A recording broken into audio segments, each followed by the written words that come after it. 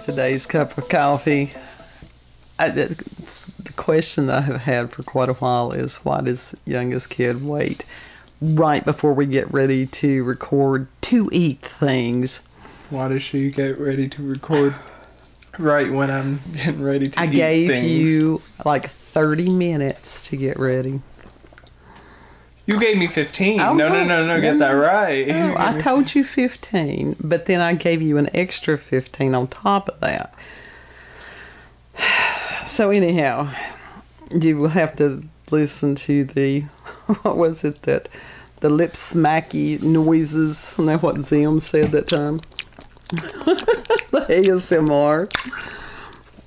I'm sure that they want to hear that. Anyhow, yes, everybody wants to hear that. Everybody wants to hear ASMR. We have only one cat left in the living room. You say? Oh, I missed that one. We have 2 cats left in the living room. Hopefully none of them will go across the candle. We don't know. Oh, dear God, please don't let that. That would be a horrible thing to have to record. Please don't let that be a flying combustible feather duster. Yeah, that would be bad. But at least we would have evidence of what happened. It wasn't animal abuse. It was the cat got stupid. Oh, good grief. grief. Hope don't mess up that candle, because that's a pretty candle. I like the candle. Mm-hmm. I like that too. I like that nice Christmas tree smell. Which I hate the smell. I don't want the smell. I'm over Christmas. I want nothing to do with that smell. I don't give a fuck. It's pine. I look like that? I will burn that smell year round. Do I look like I give a shit? I want that type of candle though. Right. You fuss on me when I've got the cinnamony smell. Yes, there's a whole array of other scents out there. Yeah, and it's just like when we lit the black candle, it made me cough.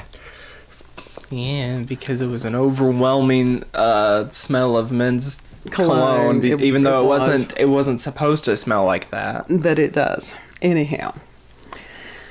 Enough of our meanderings. What we're going to be discussing today. I'm still working on the frills. I've got it to where it's going to be. Your ass out. It is.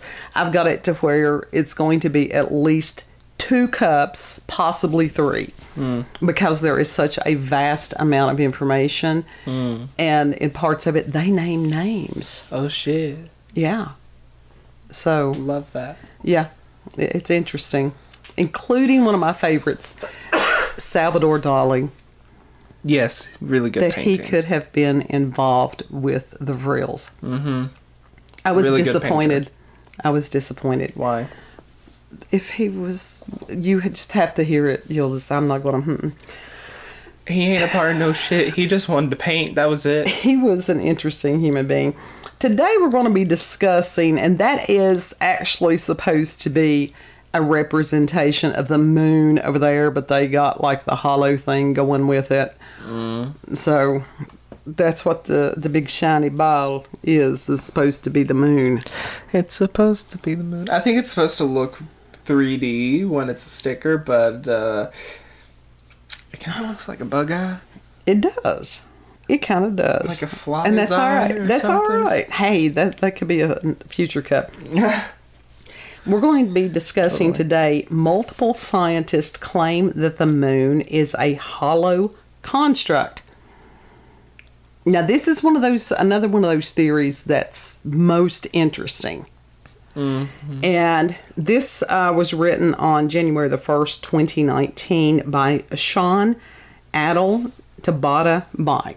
And I do hope that I pronounced Sean's name correctly. If I didn't, my apologies. And this comes from the website News Punch, where mainstream fears to tread. Okay. Which I thought was pretty cool. So that's another resource for us. And, of course, the link will be in the description box. Yeah. And Sean is actually a very competent writer, and I appreciate that. So Sean states, multiple scientists have published papers indicating that the moon is an artificial hollow construct, home to an extraterrestrial race. One example is the testimony of Colonel Ross Dedrickson, who was responsible for maintaining the inventory of the nuclear weapons stockpile for the United States. Weapons, that's a different thing. But weapons stockpile. And it says collectiveevolution.com reports, quote, shortly before his passing, Dedrickson told the world that the U.S. tried to detonate atomic weapons on the moon for scientific purposes, measurements, and whatnot, and that this project was halted by extraterrestrials who would not allow us to detonate any nuclear weapons in space, end quote. Yeah, now who in the world gets this? Yeah, well, let's go blow up the moon. Yeah, let's blow the fucker up. It's not going to mess anything up in the galaxy. Sounds like a Bill Gates scheme to me. Let's not give him any kind of, there were some interesting comments because he was one of the hundreds of high-ranking military people who have alluded to such things. And I also have a declassified report by the Air Force Nuclear Weapons Center from June of 1959 that shows how seriously they were considering the plan. And the report is called Project A119. And I did verify that. And it's like, so we may do a separate thing at some point about that particular project. It's no longer conspiracy when it's declassified, is it? Nope. It's then fact. We know for a fact that the U.S. wanted to investigate the capability of weapons in space, and if they did, we would also know that we would have never been told, similar to the testing that goes on here on planet Earth. Then we have remote viewers from the Stargate program who have seen strange things and humanoid creatures on the moon, like Ingo Swann, and he had written a book called Penetration, for example. He wasn't the only one from the program who did. I have personally had conversations with Dr. Paul Smith, and this is, of course, Sean has talked with Dr. Smith, a retired Army veteran who spent a decade in that program. He also relayed that something strange is happening on the moon. Many from within the program have been very outspoken about an extraterrestrial presence. Multiple whistleblowers have also spoken of strange structures on the moon, and it's become so obvious that some academics are trying to do what they can to bring attention to it. For example, a recently published paper in the Journal of Space Exploration about certain features on the far side of the moon that appear in the crater Paracelsus C, titled Image Analysis of Unusual Structures on the Far Side of the Moon in the crater Paracelsus C, argues that these features might be artificial in origin, meaning someone other than a human being built them and put them there. Well, there's been questions about this for a very long time. This isn't new.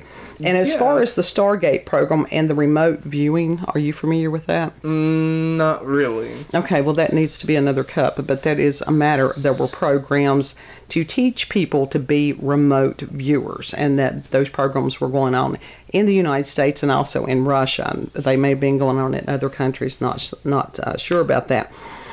But it was a matter of psychic abilities to see different things, different structures, and what in different locations. Yes. Now, this was a real project. It's not just the moon. A physicist from the University of Tennessee Space Institute, Dr. Horace Crater. What a cool name for somebody that studies the moon. Is that not perfect? Yeah, that is honestly. Recently, what are the odds? Recently published a paper in the Journal of Space Exploration that, along with the NASA Viking images, hints strongly at artificial surface interventions, end quote. So, the list is long, and the idea that somebody else is on the moon is nothing new. Even the deputy manager for the Clementine mission to the moon in 1995 said it was really a photo reconnaissance mission to check out structures on the far side of the moon that weren't put there by humans. Ooh. Okay, but Sean's article is not about what's on the moon, but exactly what the moon is. And he says it's also noteworthy to mention that the United States has been criticized by Russia for concealing artifacts they collected from the moon. I can see that being, well, of course they would. Yeah. And Jim Mars, another great name for people that are studying perfect. this, from his book, Our Occulted History, has stated, perhaps strangest of all the anomalies are the many indications that the moon may be hollow. Studies of moon rocks indicate that the moon's interior differs from the Earth's mantle in ways suggesting a very small core or none at all. A 1962 study found that the interior of the moon to be less dense than that of the exterior. So that's pretty cool. Yeah. Is the moon hollow? Many intellectual minds seem to think so. But despite what's really being talked about, these theories are still considered unconventional by the mainstream, who like to push their own theories and teach them as fact. Not just about the moon, but damn near everything. Yeah. In 1962, Gordon MacDonald, a NASA scientist, published a study that stated, quote, indeed, it would seem that the moon is more like a hollow than a homogeneous sphere, end quote. According to Sean C. Solomon, quote, the lunar orbiter experiments vastly improve our knowledge of the moon's gravitational field, indicating the frightening possibility that the moon might be hollow, end quote. Why is that frightening, though? It gets better. Okay. It really does. Right. Well, that's an unusual thing in itself, because what causes that? Dear God. Let's hope the cat doesn't catch fire. She's why you stretching. You don't stop. Dear God. Anyhow. Dear God. Scared the piss out of me. Solomon is the director of the Lamont Doherty. What was that? Shannon Doherty? That's the same last name. It's Lamont Doherty, not Shannon. Okay. Earth Observatory of Columbia University. He's also a principal investigator on the NASA Messenger mission to Mercury. And here's a paper by Solomon on the topic published in 2014 discussing how, after decades of data, they still have no idea about the moon's inner core and what it's comprised of. Well, how could they? Right. That's like some of these people. I've never understood how they can make the conclusions that they can on something that's like a gazillion miles out in space. I don't understand that. And the rest of us that don't understand it, we're just like, oh, okay. Yeah. Because we have no understanding of it. Dear God. There are multiple theories out there that have been developed from this supposed uncertainty, including some thinking that it has a fluid core. I don't know what it would matter. What would it matter? Mars elaborates in his book, quote, the most startling evidence that the moon could be hollow came on November the 20th, 1969, when the Apollo 12 crew, after returning to their command ship, sent the lunar module, the LM, ascent stage crashing back onto the moon, creating an artificial moonquake. The LM struck the surface about 40 miles from the Apollo 12 landing site, where supersensitive seismic equipment recorded something both unexpected and astounding. The moon reverberated like a bell for more than an hour. What? Yeah. It says, Frank Press of MIT stated, quote, none of us have ever seen anything like this on Earth. In all our experience, it is quite an extraordinary event. That is rather small impact produced a signal which lasted 30 minutes, is quite beyond the range of our experience, end quote. That's nuts. That's fucking insane. Yeah. And it says, how did the moon get to where it is? Conventional wisdom tells us that yes, the moon may have originated elsewhere and at some point came to orbit our planet. It tells us that it was formed from debris after a space object smashed into Earth, while another theory states that the Earth captured the moon via its gravitational pull when it was wandering through the solar system. Despite that, our current theories are accepted as fact. There is absolutely no evidence for the conventional hypothesis. According to Isaac Asimov, an American writer and professor of biochemistry at Boston University, I knew he was a writer. I didn't realize that he was also a professor. I didn't know that.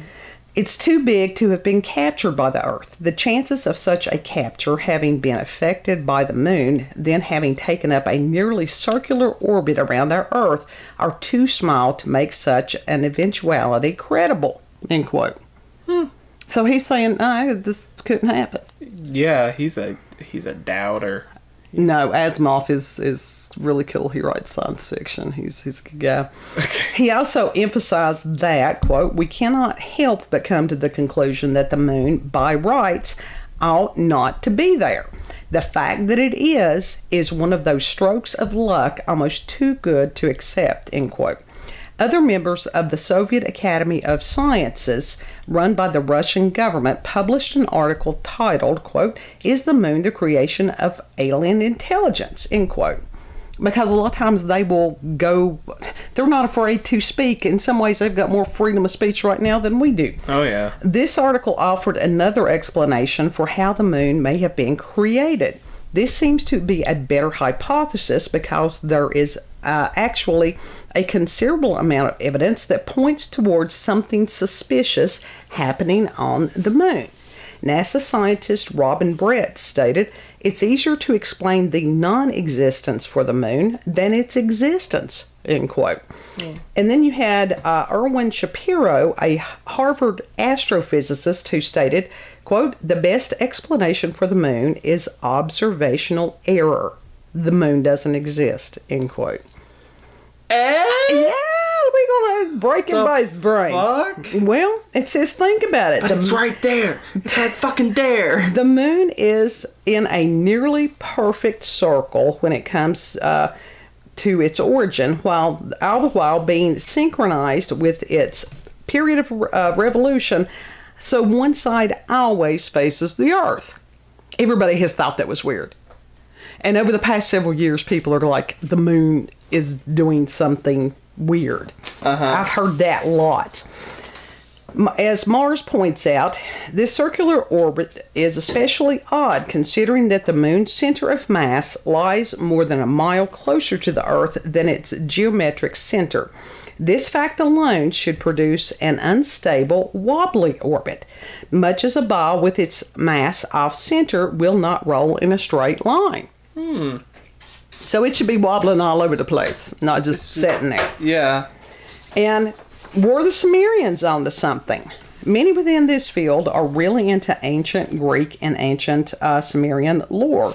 In the late 1960s, a senior scientist at the Planetary Science Institute, William Kenneth Harmon, stated that he believes that the moon results from a collision between Earth and another body at least the size of Mars. This will be known as the Big Whack theory. Whack. Yes. And it correlated to the story told in ancient Sumerian tablets.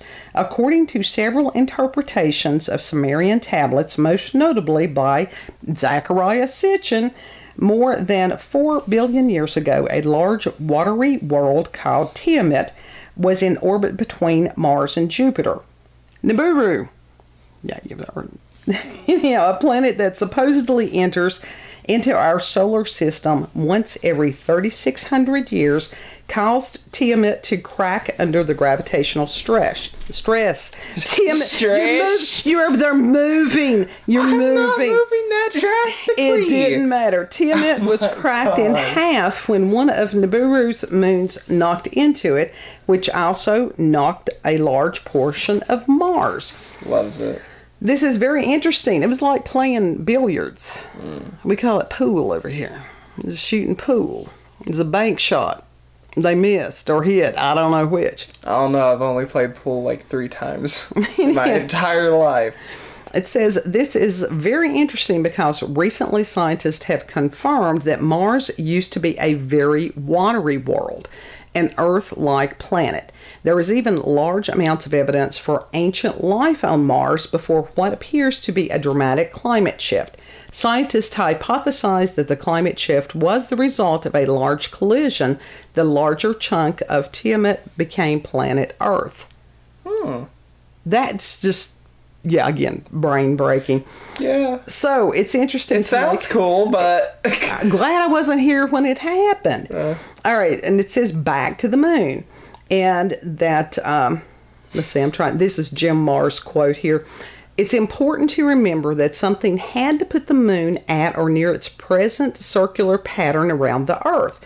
Just as an Apollo spacecraft circling the Earth every 90 minutes while 100 miles high has to have a velocity of roughly 18,000 miles per hour to stay in orbit, so something had to give the moon the precisely required velocity for its weight and altitude. The point, and it is one seldom noted in considering the origin of the moon, is that it is extremely unlikely that any object would just stumble into the right combination of factors required to stay in orbit. Something had to put the moon at its altitude, on its course, and at its speed. The question is, what was that something, end quote. You know. Yeah. Yeah.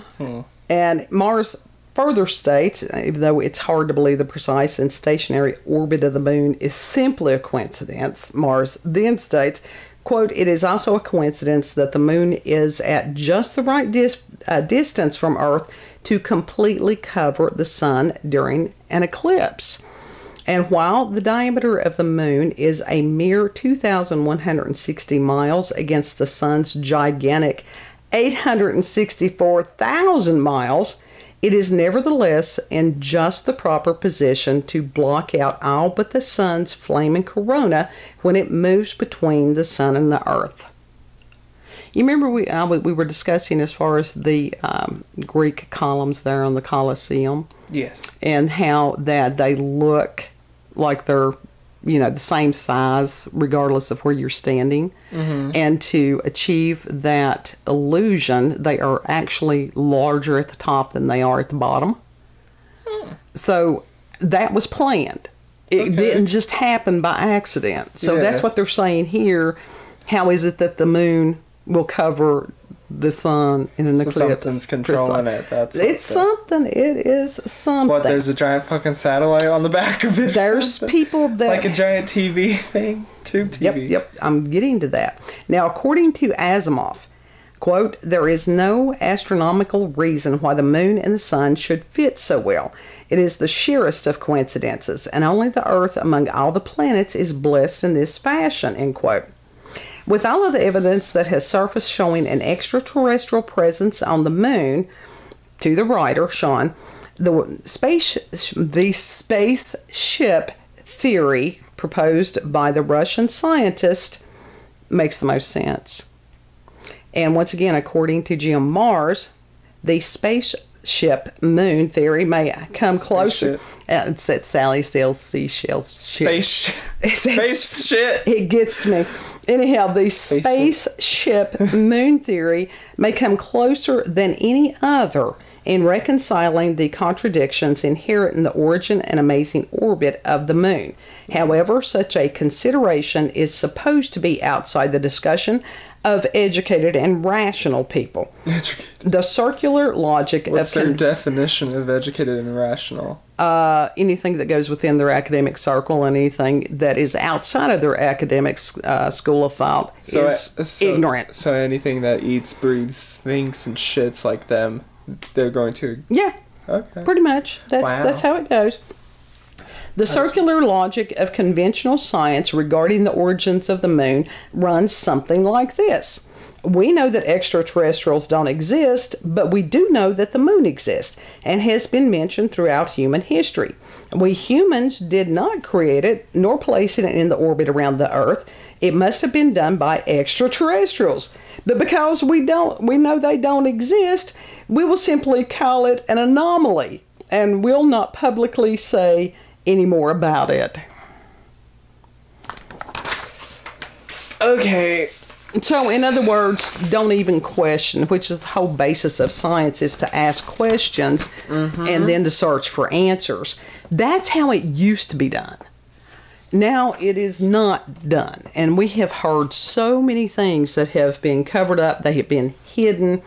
Do I believe that the Russian scientists have a better understanding than what ours are admitting to? Yeah, apparently ours tried to blow the damn thing up. Damn. You know? Damn. So I'm glad that the extraterrestrials stopped them from doing that little stupid. That would have been a big stupid. Yeah. But there's lots of people that I have heard over the years that consider that it may be.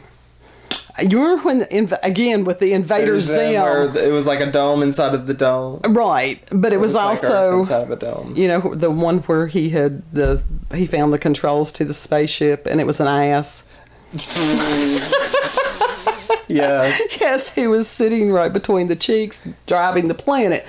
Dear God. But there are people that theorize that it is some kind of, designed, created something.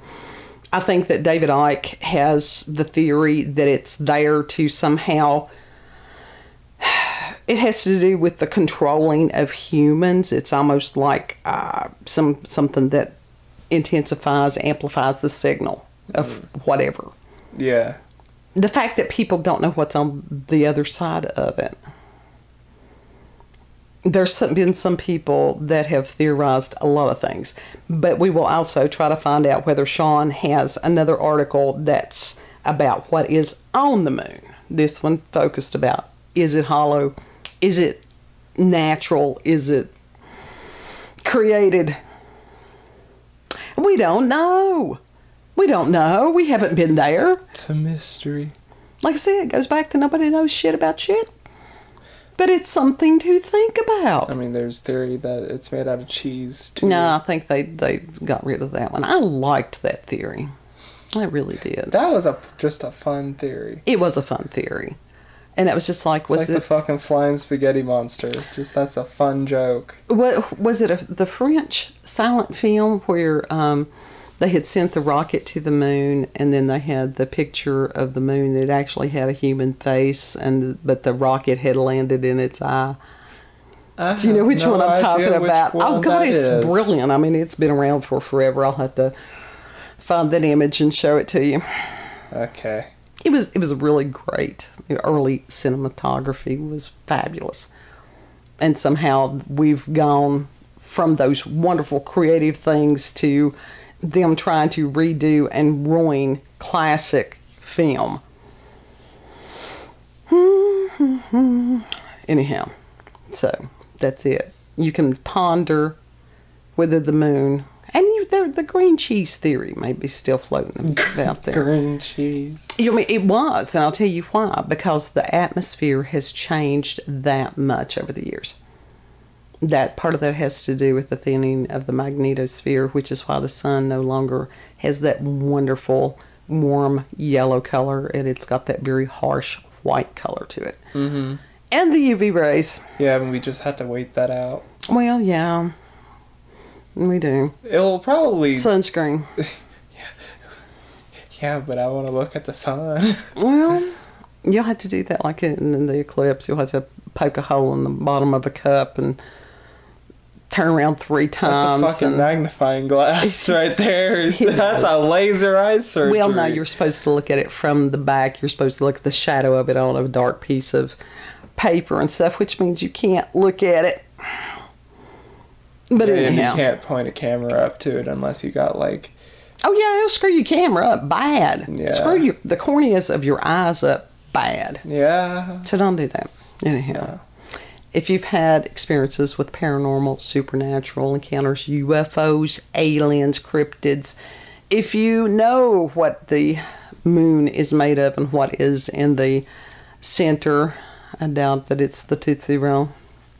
Tootsie Roll gang. Right. And if you've got local, regional, family myths, legends, what have you, send us an email, cupofcoffeewithscream@gmail.com. Know that you're appreciated and that you're loved, and thank you for taking the time to share a cup of coffee with us, and the porch ponderings or the living room ponderings. Yes. So, and we'll see you on the next cup. I'm still working on the reels. I really am. It's freaking her shit out. Mm-hmm. Don't forget to like, share, comment, and most of all, subscribe and hit that little notification button. Damn it. There you go. Goodbye. Bye.